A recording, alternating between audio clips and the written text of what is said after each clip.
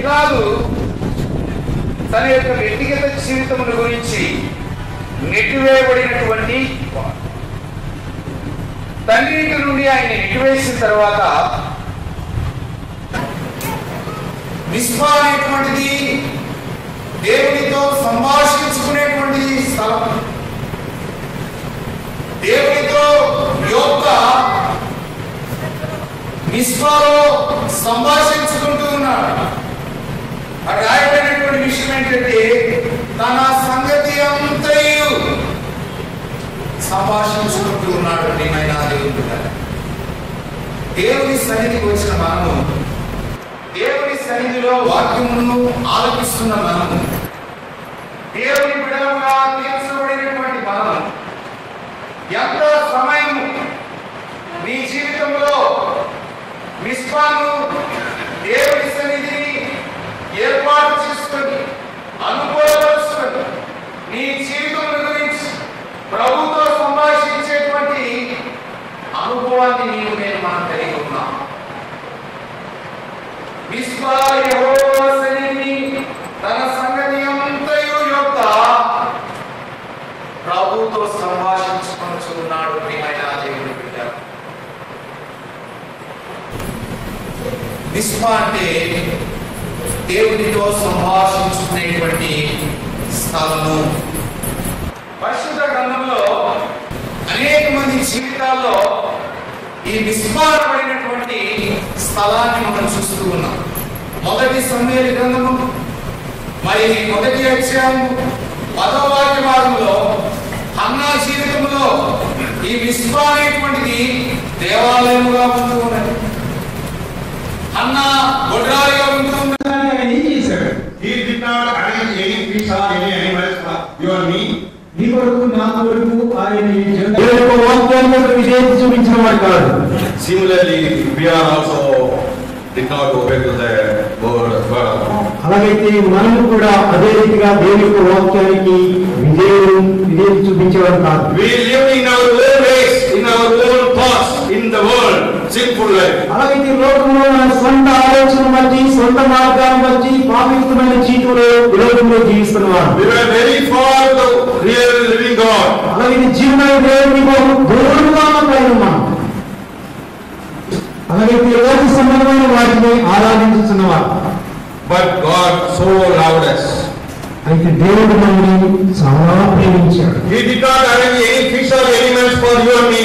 అలాగైతే నీ కొరకు నా కొరకు అని జంతువులని మత్స్యాన్ని ఏర్పాటు చేయలేదు, కానీ He himself submissive in the world. He should not perish.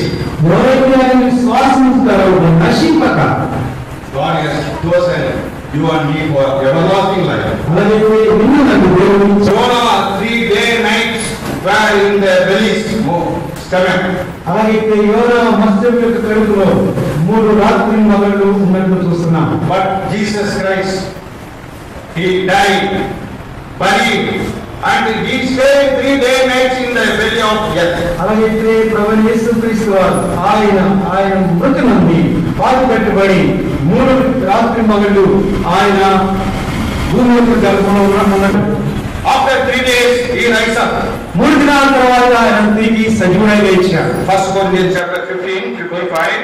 కొరింథీయులకు రాసిన మొదటి పత్రిక 15వ అధ్యాయం 15:55 we will read it out together.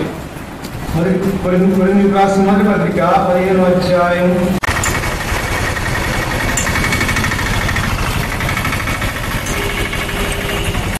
మనసు తెరిచి అయ్యా మళ్ళీ మా మెండుగా పొందగలిగిన ఇక్కడి నుంచి వెళ్ళినట్టుగా చూపించండి. మమ్మల్ని అందరికీ దయగలిగిన కృపగలిగిన మీ ప్రారంభించండి. ఈ కృపను నా సేవ అతి నేనుతో రోజులకి అడిగి వేడుకుంటున్నాను.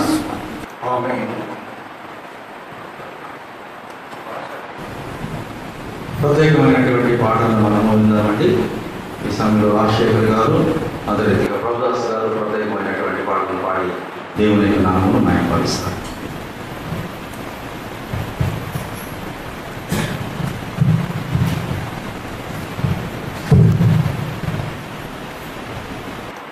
జీవితం ఎంత అందమైన అనుభవం కృపతో కలుగు అనుగ్రహం జీవితం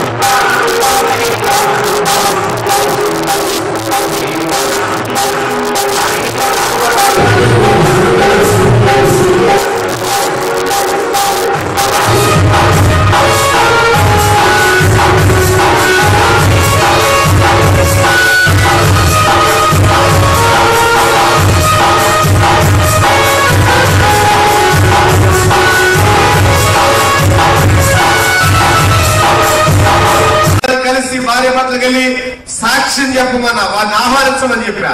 ఎంతమంది ఆహ్వానించారు? నాకు దేవుని ఆత్మ మీతో ఉందా? బ్రహ్మపుత్రి పరిశుద్ధుడా, మీకు వందనాలు స్తోత్రాలు చెల్లిస్తూ ఉన్నాము నాయన.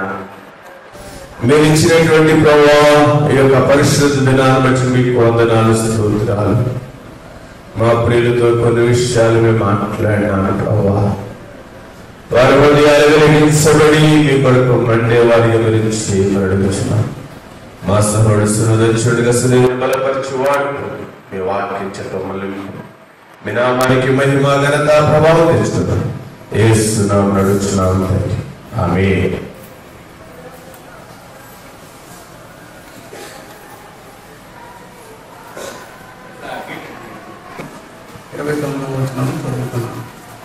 అందుకు అతడు తన తండ్రితో, ఇదిగో ఇన్ని ఏళ్ల నుండి నేను సేవించుతున్నాను, నీ ఆజ్ఞను నేను ఎన్నడూ మీరలేదే.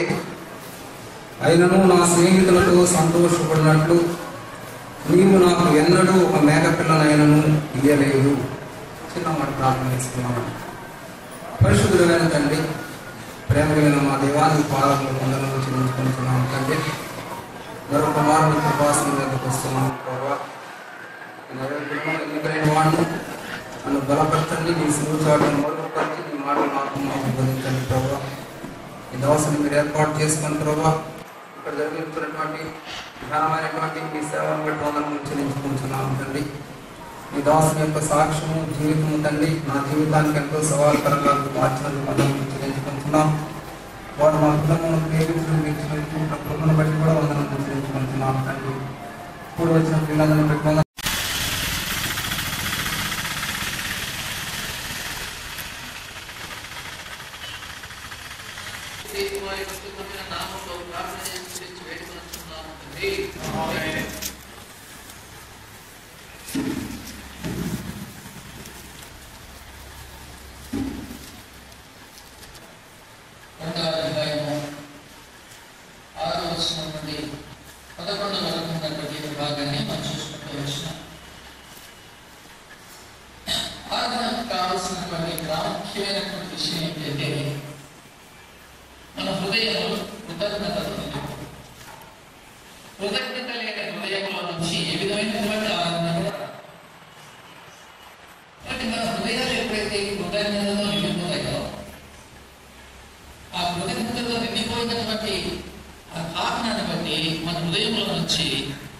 శ్రేష్టమైనటువంటి ఆరాధన వస్తుంది. ఎంతో కృతజ్ఞతతో నిండిపోదాము మనలో చాలా శ్రేష్టమైనటువంటి ఆరాధన వస్తుంది. ఆ కృతజ్ఞత మనకు రాకపోతే మనం ఆరాధించేటువంటి ఆరాధన ఏమాత్రం కూడా ఇంపుగా ఉండదు. అది దేవునికి ఏది కూడా ఇష్టం కలిగించదు. తద్వారా దేవుడు ఏ విధంగానూ సంతోషపడ్డాడు. ఎందుకు ఆయన సంతోషపడాలంటే చూడండి, చూస్తాను. యోహాను సువార్త 4వ అధ్యాయం 23వ వచనంలో ప్రభువు ఒక మాట జ్ఞాపకం చేసుకుందాం. చూడండి, యోహాను సువార్త 4వ అధ్యాయం 23వ వచనం దయచేసి గట్టిగా చదివితే మంచిది. అయితే యథార్థంగా ఆరాధించువారు ఆత్మతోనూ భక్తితోనూ తండ్రిని ఆరాధించు కాలము వచ్చుచున్నది. అది